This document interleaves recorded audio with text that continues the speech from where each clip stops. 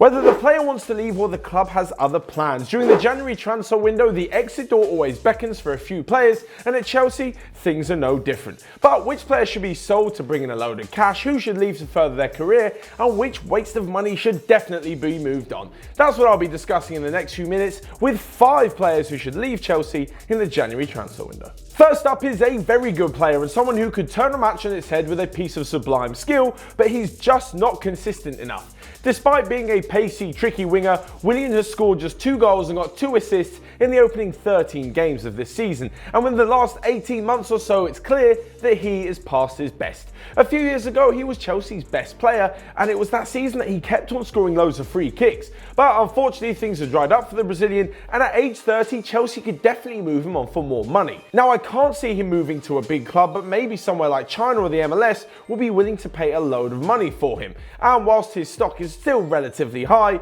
he should definitely be moved on at the moment. The same thing could be said for Pedro on the other wing. However, he's been banging in the goals and has had a pretty good start to the season, so I can't see him leaving ahead of Willian.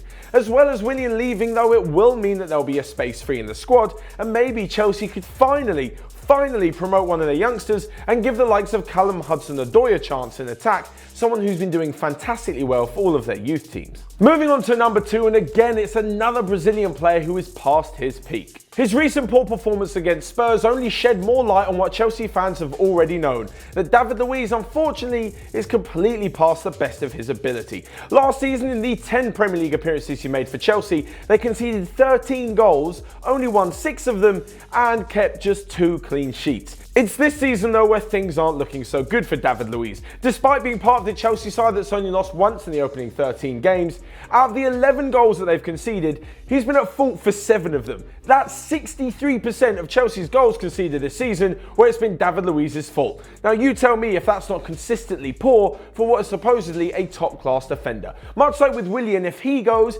even back to someone like PSG or again to the MLS or even offer a payday in China, it will give the chance for a younger player to come through the ranks at Chelsea. Christensen is already around the first team squad and has done really well when he's been asked to fill in, playing exceptionally well last year in Conte's 3-4-3 system. So why not give him a go instead of the aging and frankly not good enough David Luiz? If they don't want to promote someone from the youth academy, which they hardly ever do anyway, they could probably go out and buy someone like Kalidou Koulibaly. Now, he's been on Manchester United's list, so a two-way battle could ensue for the Napoli defender. However, from what I've seen in the Champions League, he's definitely worth it and someone that Chelsea should seriously consider. Moving on to number 3, and this is where we come to a player who is completely shot of confidence, which not only does his game poorly, but also doesn't fill the rest of his team, his coach, or the fans with any confidence at all. Despite scoring 5 goals this season, I honestly think that time is running out for Alvaro Morata to convince manager Maurizio Sarri that he is the player to lead Chelsea's front line. When he cost almost £60 million from Real Madrid just over a year and a half ago, things were expected of him. Big things. However, 11 goals in his first season is a pretty poor return. Consider the fact that Mohamed Salah cost just under less than Alvaro Morata did, yet Salah scored 21 more goals than Morata has done. That's pretty poor going. This season, as I mentioned, he has scored 5 goals, but for me, he looks like a player who's almost in the wrong footballing body. Whenever he plays, he looks like he is a quick-footed, diminutive, tricky, typical Spanish player. However, he's stuck in the body of a 6'2" slow English defender. It's here that he proves when it comes to physical play, he is just not up to the task. When the hard work, when the physical presence, when the aerial battles come into play, he's just not really there, much like someone like Harry Kane would be. Over the years, we've come used to smaller Spanish players pretty much giving up on the fact they're not going to win an aerial duel unless it's Gerard Piqué. But for someone like Alvaro Morata, he has to do more if he's going to be leading the line for one of England's top clubs. He looks like a fantastic talent, don't get me wrong, and at 26 years old, he's still got time to turn it around. The problem is, if he moves to a club, it's going to have to be an oddly specific coach and team to bring the best out of him, and after his pretty poor spell at Chelsea, I doubt they'll be able to recoup anywhere near the almost £60 million they paid for him in the summer of 2017. And lastly on Morata, he'll definitely want to get rid of possibly the most unwanted stat in Premier League history. This season, Morata has been offside more times than the whole of the Bournemouth team.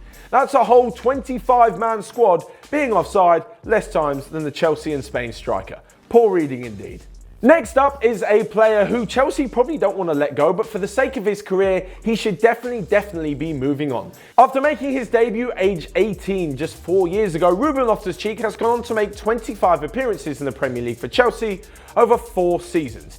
Last year for Crystal Palace, he made 24 in just 1 year. Despite scoring a Europa League hat-trick and then scoring 2 goals in the Premier League, he still can't get a consistent run in the team. And for someone aged 22, he has to be doing more. He's definitely a talented player. It's been seen in the England team, otherwise he wouldn't have gone to the World Cup this summer.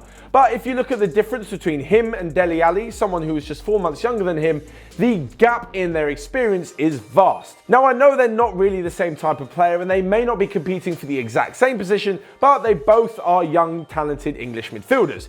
Ruben Cheek has 49 Premier League appearances since his debut in the Premier League and 3 goals. Dele Alli has 114 appearances and 39 goals. You can see how much these stats differ and which one is definitely better off for it. As for whether or not he should be leaving Chelsea because he's obviously attached to the club, well, he should look no further than the careers of Kevin De Bruyne, Mo Salah, Romelu Lukaku and even Daniel Sturridge as to why he should be leaving West London and finding football elsewhere. It's clear from these guys that you can find first team football all over Europe, not just in England. And for me, if I was Ruben Cheek, I would definitely 110% leave to try and force your way into the starting 11 of any team before thinking about breaking into the starting 11 of the English squad. And last but not least, this is where the controversial option comes in, and it's Eden Hazard. Now I know Chelsea fans, you're definitely not going to want to lose your best player, but for Chelsea as a club, I think the money they can make off him is going to be at its highest right now, or within the next 2 months. Hazard could probably command a transfer fee of around 150 million at this point, and with his inconsistencies over the last few years, it's definitely going to be the best they're going to get for him. If Chelsea don't sell Hazard in the January window, they'll have more trouble convincing a team to pay around 150 million for him when his chips are down. Do you remember that season where Hazard barely scored a goal all year until a League Cup tie with MK Dons? Or was it the FA Cup? Exactly. That's the kind of ridiculous form that a big club just won't be paying the money for. So with his 7 goals already this season, they should, as I said before, definitely cash in. If Chelsea do cash in, then of course we've spoken about Callum Hudson-Odoi coming through from the academy, but they'll probably have 150 million to spend. So go out and spend it. And if they do, then I think Christian Pulisic is the perfect replacement. He's both-footed just like Hazard. He can weave in and out of defenses, and he has that natural ability still at such a young age. America's new footballing hope is only 19 years old, and even though he's having a fantastic time of it at Dortmund, he isn't always in the starting lineup. So should a bid of around 60 to 70 million come in for him, I think they'll probably part ways with Pulisic. This, added on to the fact that he definitely won't ask for as much money as Eden Hazard, makes it a win-win for Chelsea. But of course, I want to know what you guys think, especially the Chelsea fans. Do you agree with these 5 players that should be leaving the club in January, or do you think there could be others that could be gotten rid of? Are you going to hold on to Hazard? All these things and more, let me know in the comment section below. Smash the like button, of course. You can click here to check out all of the other videos that we've got going on Onefootball. Until next time though, I will see you guys later. This shows you how little opportunity Cheek is getting. Wow. Did you hear that? Oh, feels like my throat was trying to jump out.